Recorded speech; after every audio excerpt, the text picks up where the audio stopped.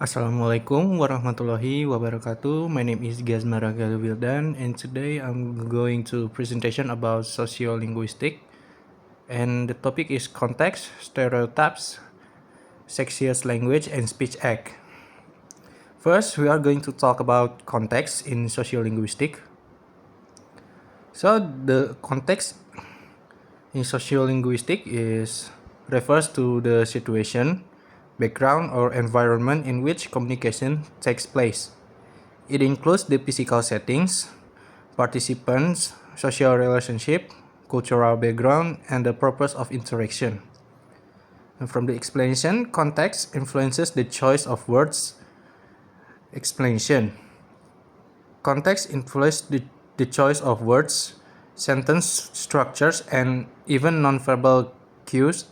The same message may be interpreted differently depending on whether it is said in a formal or informal setting to a friend or a boss, or in a written or spoken form.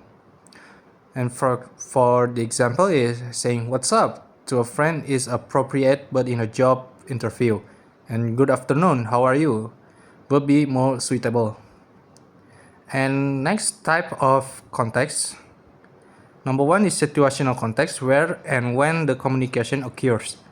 For example, a courtroom versus a cafe. Number two, cultural context, the shared beliefs and values of the speaker. For example, use of indirect speech in Asian cultures. Number three, linguistic context, what was said before and after the utterance. And for example, he did it, could mean many things depending on prior sentences.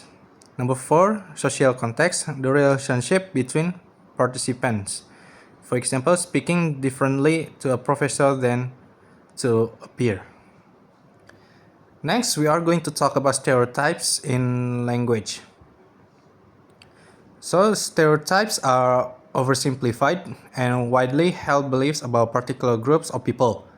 In sociolinguistics, stereotypes refer to how certain language features are attributed to specific social groups, often leading to prejudice or bias. And from the explanation is, people often judge others based on the way they speak, including their accent, vocabulary, and grammar. This judgment can reinforce social inequality and discrimination. For example, assuming someone is uneducated because they use regional dialects or non-standard grammar. Next, effect of stereotypes in language. The first is social discrimination. People with certain accents may face fewer job opportunities. Language insecurity. Speakers may feel ashamed of their way of speaking. And media representation. Stereotypes are often exaggerated in films or television. And the last one is educational impact. Teachers may underestimate students who speak in dialects. Okay, next topic is sexist language. What is sexist language? The term sexist language refers to languages that are perceived as the most attractive, romantic, or appealing based on social opinion or media portrayal. And from the explanation, this perception is influenced by cultural stereotypes, media representation, celebrity influence, and the phonetic qualities of the language itself. Languages like French, Italian, or Spanish are often labeled sexist because of their melodic sounds and romantic cultural associations. Why are some languages considered sexy? Phonetics, soft or melodic sound. For example, like French, jet aimé. Media influence, romantic movies, music and tourism. Cultural prestige. Some cultures are viewed as more romantic. Famous people, celebrities speaking certain languages can shape perception. And from the criticism, the idea of a sexiest language is subjective and can reinforce cultural bias or exotism.